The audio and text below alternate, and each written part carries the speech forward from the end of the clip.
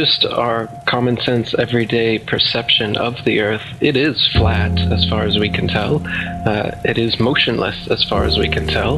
And everything in the sky is revolving around us as far as we can tell. If nobody told us otherwise, we'd logically assume that the Earth was flat, motionless, with everything in the sky revolving around us. And you can prove that this is the case as well, for instance, with the horizon.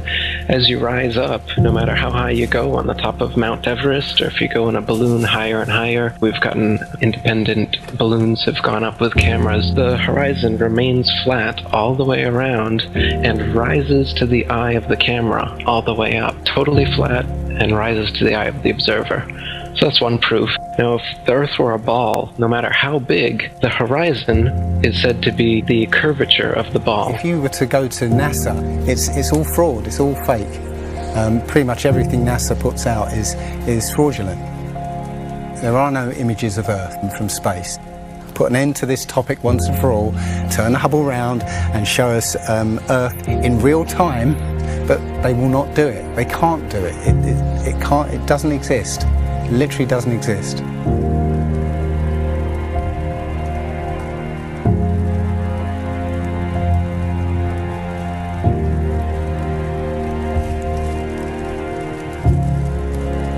Looking at these images of Earth, including the one they called the Big Blue Marble, which was released in 2002, I think. Zoom into it with Photoshop, you'll see where they've used the clone tool in Photoshop to take a picture of one of the clouds and stamp it in various places around the picture. They got lazy. If the Earth is 25,000 miles in circumference, there must exist a curvature drop of 8 inches times the mile when you square the mile.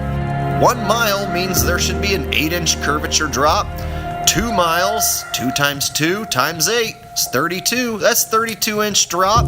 3 miles would be a 72-inch drop. And this would exponentially continue. Here's the longest bridge in the world, the Danyang Kongchong Grand Bridge in China.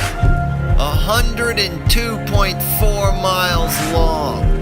There should exist nearly 7,000 feet of curvature drop in that bridge. 7,000 foot curvature drop. Do you see it? It ain't there. Look at the horizon. It's flat. You can see in that dive shot that the inside camera, the horizon is completely flat. Then it goes to the outside and you got a huge curve. But when you're looking at some of the amateur balloon footage, some of it's lens corrected and it's completely flat. And others, like the GoPro stuff, the horizon will fluctuate as the camera spins and tilts. The horizon will go convex and concave, a lens effect. It's obviously not the horizon shifting every 2 seconds as the camera jumps. And when it's still, you can see all the way up, totally flat.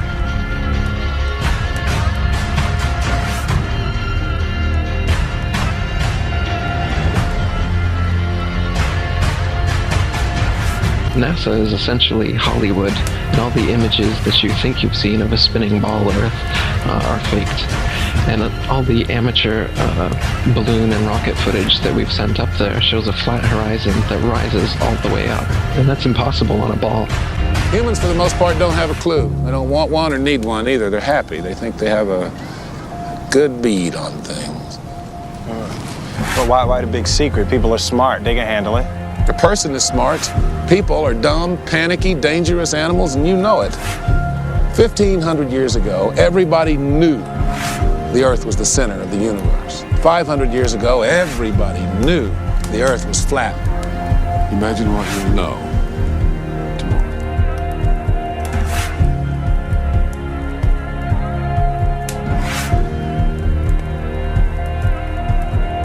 The horizon, for instance, is always completely flat, and you don't feel any motion. So if you were just born today and looked out, you wouldn't assume that you're standing on a spinning ball. You'd assume that you were on a flat, motionless plane.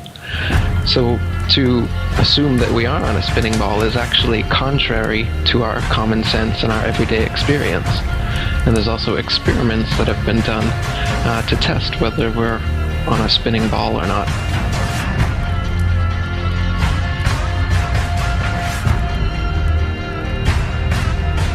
My question was, why, if it's a flat Earth, why couldn't you stand on the coast of California with a telescope and see Japan or Hawaii or something? And I think you know the answer to that. I'll let you answer that. Yeah. You can't see an unlimited distance. The lowest layer is the densest and not transparent. So if you imagine like a hot, humid day, the haze over a road, all telescopes will eventually blur out in that same kind of way due to the air. So no, you can't see an infinite distance. Is the Earth flat or round? It's round. Okay, now let's see. How do we go about proving that? Go to the seashore. Go to a seashore. Watch as ships sail away. They don't disappear all at once. No, first, the bottom will disappear. See, the bottom of the ship is gone. Now we can see midway up, and then the whole thing disappears. Now, ships came back. They didn't fall off the table. So people realized that the world is curved. I mean, it's a big curve, but it's curved. So, the process of testing claims, the world is flat, the world is round, is what we call science. Now, if you have a claim that can't be tested, that's what we call pseudoscience. Extraordinary claims require extraordinary proof. Extraordinary claims require extraordinary proof. Boats don't disappear over the curvature of the horizon. Boats disappear due to perspective. All you have to do is go to the beach, watch a boat disappear from your eye, and then whip out your telescope, your binoculars, or your high-powered zoom on your camera, and you can pull the entire boat right back into view. Whole mass and all. Yeah, that's right. You think the boat disappeared? Just whip out your telescope, your binoculars, or your zoom camera. You bring the entire boat back into view, completely debunking everything Coy just told you. And here's my video proof. Extraordinary claims require extraordinary proof. Imagine that. You can debunk the curvature of the Earth yourself with just a simple zoom on your camera. Bye-bye, little boat. The flat Earth? Well, that didn't stand up to tests. The round Earth did. And you guys, come on. Everybody watches newscasts. You all use mobile phones. You all see airplanes fly around. You all go to see Ed Sheeran in concert one day in London, another day in Melbourne, Australia. This all depends on our fundamental understanding of the size of the Earth and its shape with extraordinary precision. What the fuck did you just say? The way we teach science is you're just some empty vessel and we pour the science into you and then you regurgitate it on an exam. Because Earth, we know it spins once day, yes. Off to a great start. So you spin, when you spin pizza dough, it kind of flattens out. Yeah. Gets wider in the middle. And so Earth, throughout its life, even when it formed, it was spinning. And it got a little wider at the equator than it does at the pole. Not only that, it's slightly wider below the equator than above the equator. A little chubbier. A little chubbier. Yeah. Chubby's a good way. It's like pear-shaped. Yeah. So, it turns out the pear-shapedness is bigger than the height of Mount Everest above sea level. Well, let me just so you understand. We've been fed a lie our entire, I want to call it a lie. We've been fed. It's a point of view thing, I think. We've been fed Earth has been misrepresented to us by science. Pear-shaped. Science! So they're all trying to figure out, is the universe spinning around us or are we spinning around the universe? They tell you We don't know shit. We're looking at a bunch of lights in the goddamn sky. You're gonna tell me that that light and that light, that's 250, 100 trillion light years away? How the fuck did you figure that out? Well, don't they have an explanation for that shit? No, exactly. That's what you just said right now. What you just said now is what everyone's natural reaction. Because anytime someone says anything about space, you automatically think, someone figured it out. You don't know the guy's name. You don't know the name of the experiment. You didn't look into it yourself. You just think when someone tells you, how far is the Earth from the sun? They'll say, 93 million miles away. Like you just, everybody relies on someone figured that out and someone double checked it. You're going on what you read. And right now, cosmology, they don't know what the fuck to do. You know what they found out? The cosmic microwave background shows that all the galaxies are on shelves lined up to us. That we're at the fucking center. They don't know what to think about. Yeah, there's a lot of controversy going on about it. Well, you should see the stars do all sorts of strange motions, but you don't. You only see them make these perfect circles. That tells me that it's the stars that are moving, not the Earth.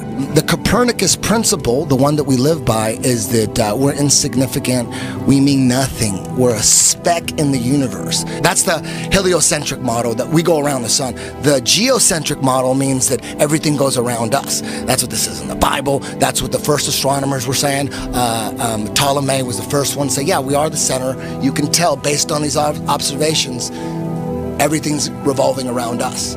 Earth is the center of the universe, and we stand still, and the universe spins around us. You know what? They've lied so much. NASA's lied so goddamn much that I don't believe shit they say. They've got that satellite image of that frozen moon. What's that frozen moon? Oh, let me see if that's CGI. Find that They got a picture of a frozen fucking moon? I guarantee you it's CGI. No way they could take a picture. Heliocentric models in trouble. Watch as the sunlight shrinks and follows the sun. It's definitely a locally illuminating sun, not far away, not very big, and definitely not 93 million miles away.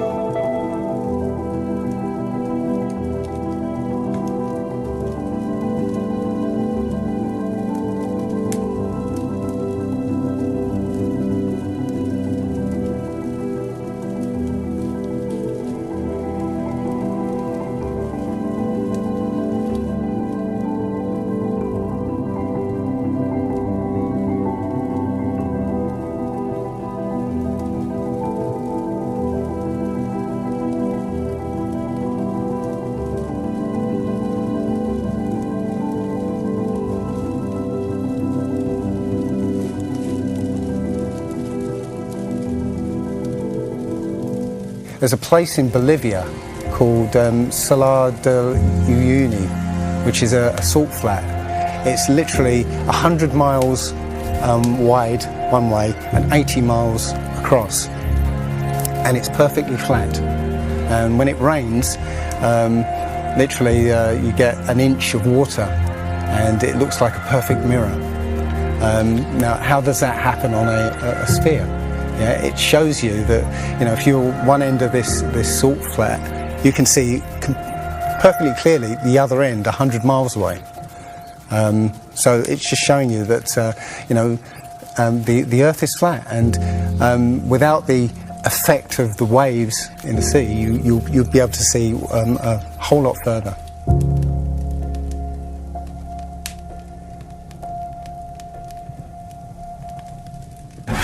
Took a picture across the Great Lakes from Michigan, and was able to see, I believe it's Chicago, which he shouldn't have been able to see. And the television station basically said it was a mirage. I found this photo, Randmere State Park. This is from Joshua Nowicki, and what you're seeing here is a mirage. We typically would not be able to see this from the Lake Michigan shore. We talked about this last night. Conditions are right on the lake that we're actually seeing a mirage of the Chicago skyline. Warning, bullshit alert.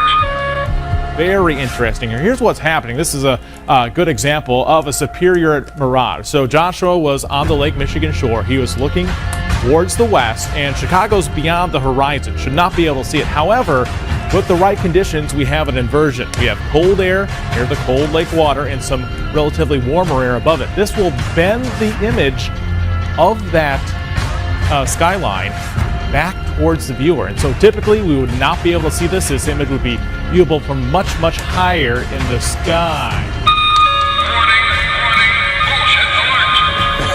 They always say it's a mirage, but for a mirage to happen, you have to have very specific atmospheric conditions. It's not a mirage. It's simply that you're looking across a plane.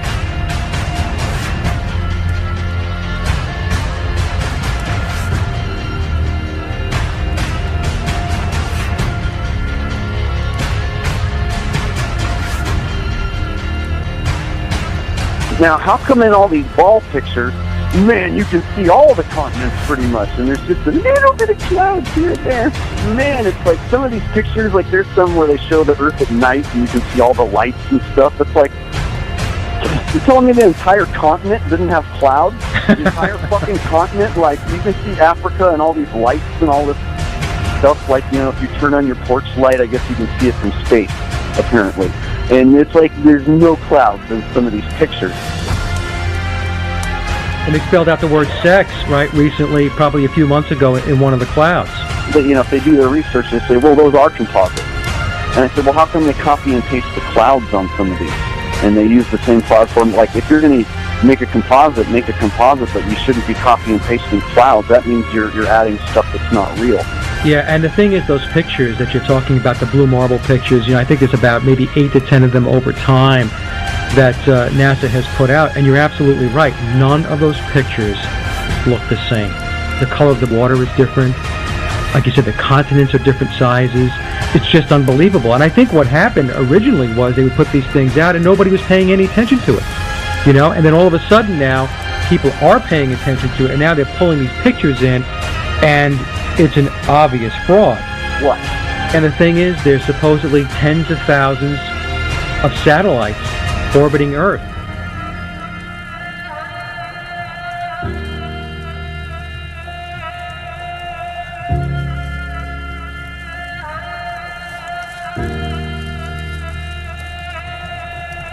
We can't get any close-ups of Earth. We can't get a view of Australia with the buildings upside down.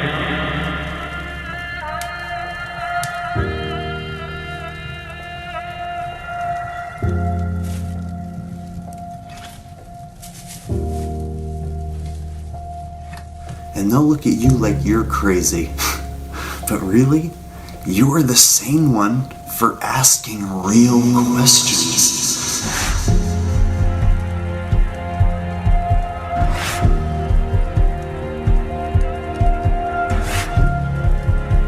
They're the fucking idiots for just repeating school book bullshit. That's how it works. I was taught school book bullshit in public school, and somehow I was able to break free and free my mind. You know how I did it? I watched NASA rockets explode a bunch of times.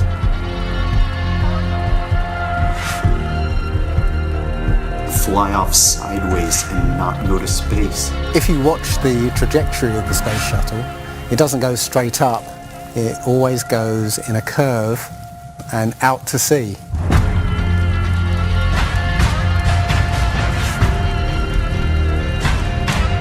The point is, they actually go horizontal. The space shuttle goes horizontal. It never goes any further up. It goes horizontal, very, very low down in the atmosphere. It's still in the atmosphere while it's horizontal, so it never gets any higher. And it goes out of sight, not because it goes too high, because it goes too far downrange. And they have a plane that's mocked up to look like a space shuttle, it's a jet-powered aircraft. That's it. It's not a glider. It's an aircraft. And that's what they're fooling us, taking billions of dollars in and giving us images and fake planes for that 10 billion, however many billions of dollars it is. what goes up must come down.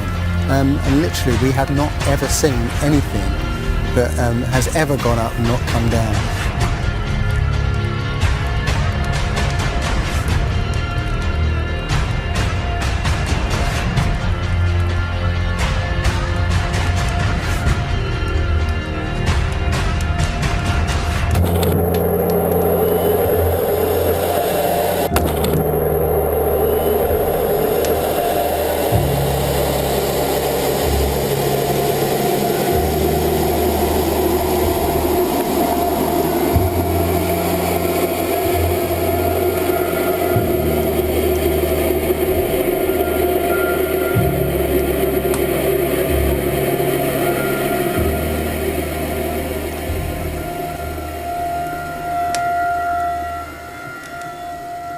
One thing I really want your generation to embrace is that the Earth is a closed system.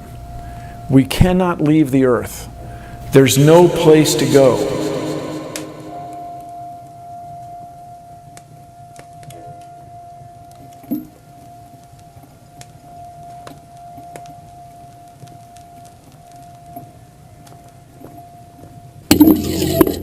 Rockets don't have brakes. It literally stopped. All of that angular momentum from the rotation of the rocket and the linear momentum from flying up just stopped. No, it had to have hit something. But what did it hit? If it hit a solid surface, the rocket would have been destroyed, and most likely the camera too, so we wouldn't have the footage, and obviously that's not the case.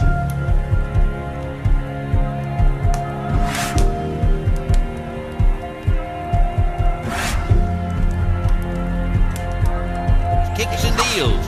It's a long fly ball going back, and the ball shatters the sky, bringing the ocean itself down into the stadium. Oh, Simpson just broke this dream's reality wide open.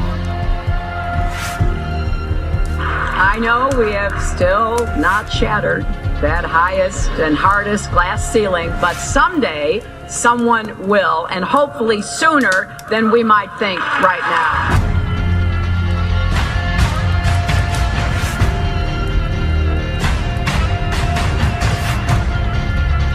There's no place to go.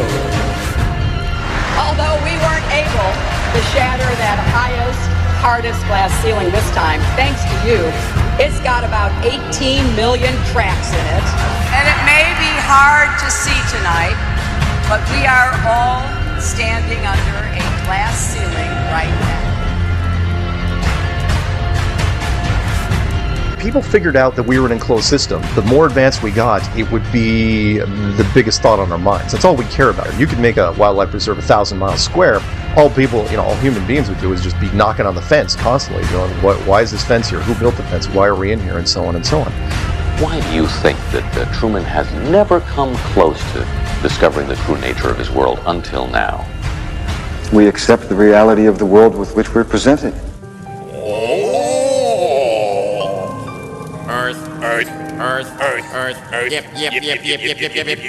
Earth. Yep. Earth. Yep. Oh. Earth.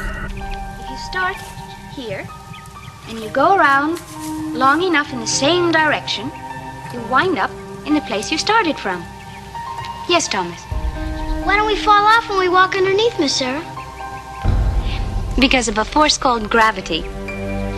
What does gravity look like? Gravity is something we can't see, but we know it's a great invisible force that keeps us all here on Earth.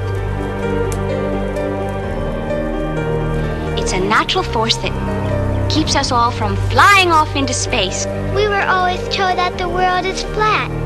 You are told right. Don't listen to her. I've been patient with you, Sarah. Lord knows I've been patient, but now your words have revealed you.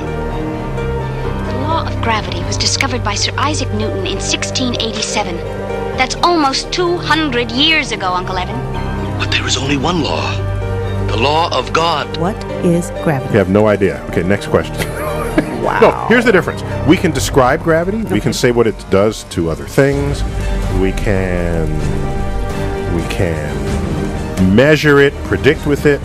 But when you start asking, like, what it is, I don't know. Einstein, in an Einsteinian answer, we would say gravity is the curvature of space and time. And objects will follow the curvature of space-time, and we interpret that as a force of gravity. That's probably the best answer I can give to a what is gravity question, or why is there gravity. That's the best I can do there. I think that's a good start.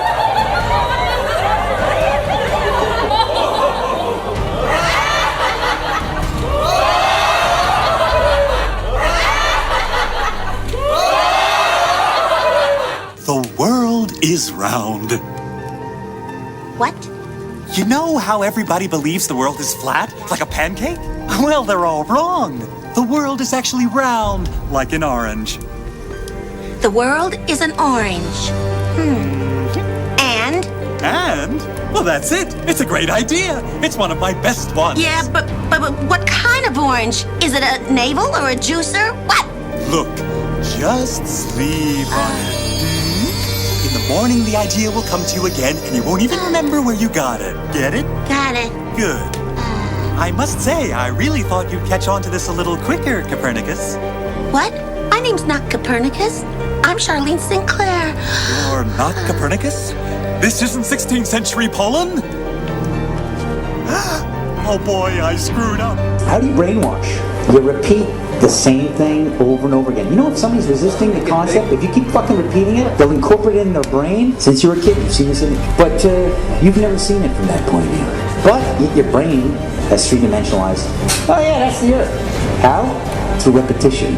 Let's just all get on our hands and knees and wait for a scientist or an astronaut to come along, or Neil deGrasse Tyson to come along and bestow upon us their knowledge. Now, as you can see, this is the evolution meter, and I've put God, the creator of everything, on the right side, and evolution on the left. I won't change my mind, because I don't have to, because I'm an American.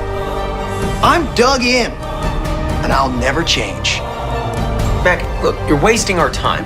You're not going to get us to not believe in evolution. And why is that? Because the smartest scientists in the entire world all agree that it's real. I'm glad you brought that up. Mr. Reynolds, these were all the smartest scientists. Only problem is, they kept being wrong. This is insane, you fool! I'm a fool because I have more faith in the saints that wrote the Bible? Yeah, because you just read the words of a bunch of guys that you never met, and you just take it on faith that everything they wrote was true. And what makes you think what your scientists are writing is any more truer than my saints? Because there are volumes of proven data, numbers, figures. Have you poured through the data yourself? The numbers, the figures? Well, no. No. Oh, interesting. So let me get this straight, Mr. Reynolds. You get your information from a book written by men you've never met, and you take their words as truth based on a willingness to believe, a desire to accept, a leap of, dare I say it, faith? Come on. Look, I mean, I don't even know how I'm supposed to respond to that. Like, come on. I rest my case. Matter tells space how to curve. Space tell. Did I get that right? The science community is ignoring a lot of the things that we're looking at, and so normal people are going out and doing experiments. And one of the experiments has turned up an amazing fact that we've not been told, and it destroys the whole idea of this heliocentric system, and that is the moon. Now you can actually measure the temperature of the moonlight next to the temperature of the shade of the moonlight, and you'll find the moonlight is colder than the shade, the opposite from the sun. So the moon is throwing out its own light, and that light is the opposite from the sun. Now, that tells you that it's not reflecting the sun's light. It's producing its own, and its light is different from the sun's. So, you know, the scientific community have not told us this, because they won't tell us this, because it destroys this idea that the sun is lighting up the moon. Everyone knows, like, if you're in sunlight, it's colder in the shade, right? So if it's 100 degrees in the sun, it's 90 degrees in the shade. You go to the moonlight, like especially in a full moon, especially if it's high in the sky, the moon is its own independent object. It is not reflecting the sun rays. The sun is its own object. Also, about the same size, which is, again, coincidentally, why the moon fits so perfectly in front of the sun during an eclipse. We always thought it was coincidence that even though it was 400 times farther away, that it was also exactly 400 times less diameter, which is why it fits. And the other weird thing about the moon, which everyone thinks, oh, it's just a coincidence, is that we never see the other side of it. It's constantly perfectly rotating, so we only see one side of the moon. Exactly one side. It's not like we have like a quarter of a degree every 5 years or half a degree here and there. It's always the same side. There are no coincidences when it comes to this system. It was deliberately built, but I think it was deliberately built to be detected. And I think we were naturally supposed to figure this thing out maybe as late as the 1970s, but the government figured it out first, and they have been spending a heck of a lot of money trying to keep it a secret.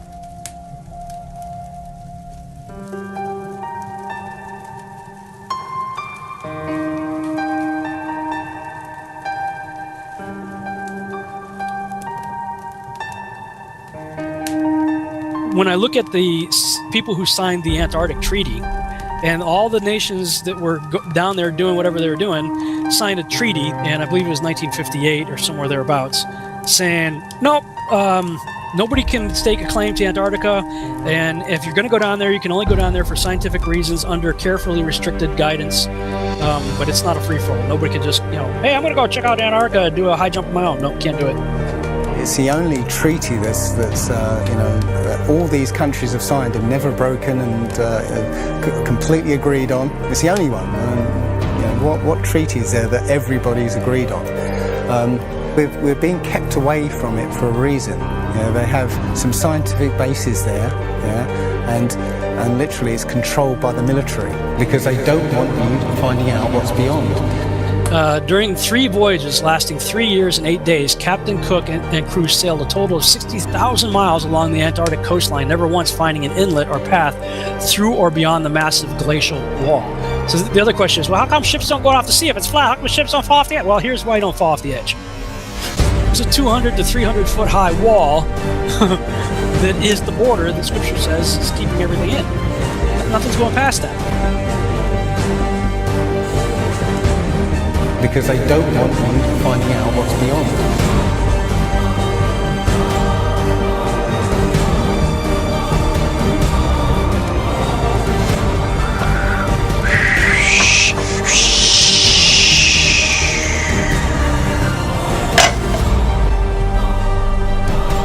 Personally, I think the unconquered south face is the only one worth scaling. It's a 20,000 foot sheer wall of ice. But that's never stopped me before. Risk? Of course I'm aware of the risks. Thank you for your concern. Here's the picture of the Earth from space. There it is. Since you were a kid, you've seen this image. But you've never seen it from that point of view. You've never seen that with your eyes from that scale of a model, that point of view, from outside of the planet's surface. Well, here's the first image that sold the whole thing. 1482. This is when they came up with this idea. We are on that thing. It's a ball. Hey, we should go to the North and the South Pole. We didn't do it yet. It's a fucking ball. Hey, nobody's even jumped up high enough to see if it is a ball. They can't do that. We don't have planes yet. It's a ball.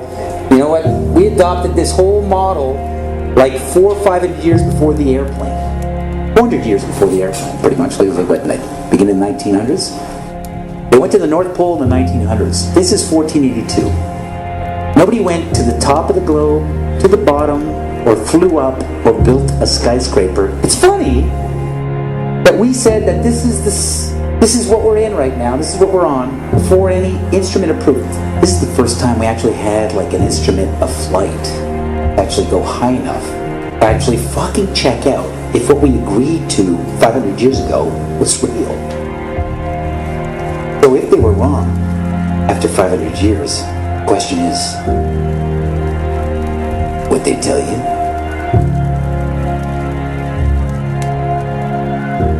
Newtonian physics.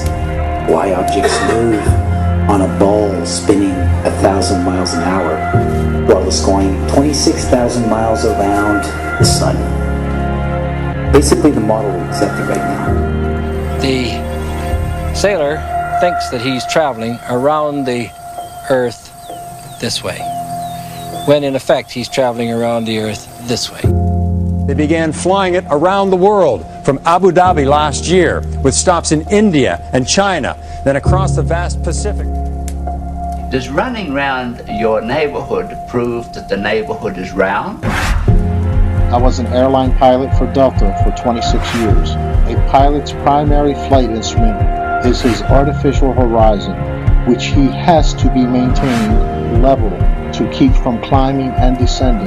From a cockpit, weather permitting, I could see hundreds of miles in all directions, viewing cities connected by roads across the flat plain as far as the eye could see.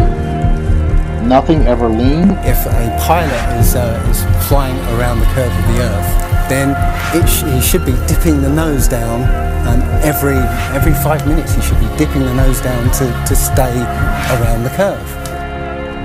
That's absolute proof that a plane flies over a flat surface rather than a curved one.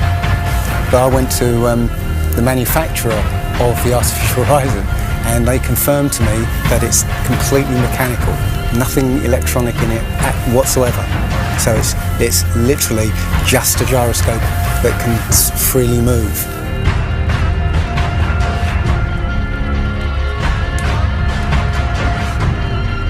That right there is proof to me that planes fly over a plane.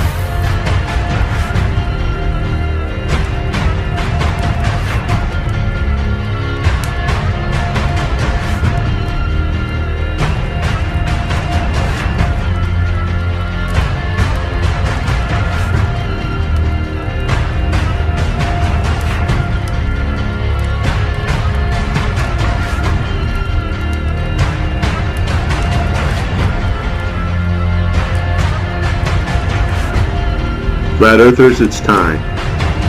We are going to destroy the Globeheads' arguments concerning flight routes. When you go onto the plane tracking software, you'll see hundreds and hundreds of flights over the northern hemisphere, and you can track those flights from beginning to end. When you look at any flight in the southern hemisphere, what you'll find is the flight takes off and disappears off the tracking. And that only leaves why. Why have they done this? What's the point of this grand deception? I think Eric Dubay explains it best. People are always asking, why do they do this? Other than the obvious profit margin motive, NASA being the biggest black budget black hole in existence, sucking in over $30 billion taxpayer money for the fake moon landings alone. Nowadays, hundreds of billions of dollars, and not just NASA, but RASA and all the other fake space organizations around the world, giving CGI images for hundreds of billions of dollars. You want to put something in context. If you want to do something with $3.5 trillion, you can do whatever you want. Whatever you judge to be important to the profile of the nation that you are trying to build and to sustain. So by surreptitiously indoctrinating us into their scientific materialist sun worship, not only do we lose faith in anything beyond the material, we gain absolute faith in materiality, superficiality, status, selfishness, hedonism, and consumerism. If there's no God and everyone's just an accident, then all that really matters is me, me, me. So they've turned Madonna, the mother of God, into the material girl living in a material world. It's all about making us feel nothing, so that we can be used. If everybody realised how special we all are, how unique every single life is, then this whole world would change overnight. We wouldn't allow ourselves to be used by this cabal. I start from the supposition that the world is topsy-turvy, that things are all wrong, that the wrong people are in jail, and the wrong people are out of jail. That the wrong people are in power, that the wealth is distributed in this country and the world in such a way as not simply to require small reform, but to require a drastic reallocation of wealth. All we have to do is think about the state of the world today and realize that things are all upside down. Now, if you don't think, if you just listen to TV and read scholarly things, you actually begin to think that things are not so bad, or that just little things are wrong. But you have to get a little detached and then come back and look at the world, and you are horrified. Now, as soon as you say the topic is civil disobedience, you're saying our problem is civil disobedience. That is not our problem. Our problem is civil obedience.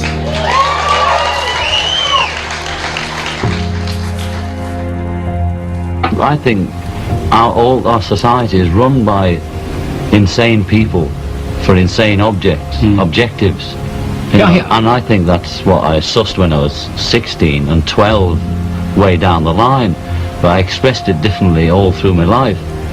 It's the same thing I'm expressing all the time, but now I can put it into that sentence that I think we're being run by maniacs for maniacal ends, you know. If anybody can put on paper what our government and the American government, etc., and the Russian, Chinese, what they are actually trying to do, you know, and what they think they're doing, I'd be very pleased to know what they think they're doing. I think they're all insane, you know, but I'm liable to be put away as insane for expressing that. You know, that's what's insane about it.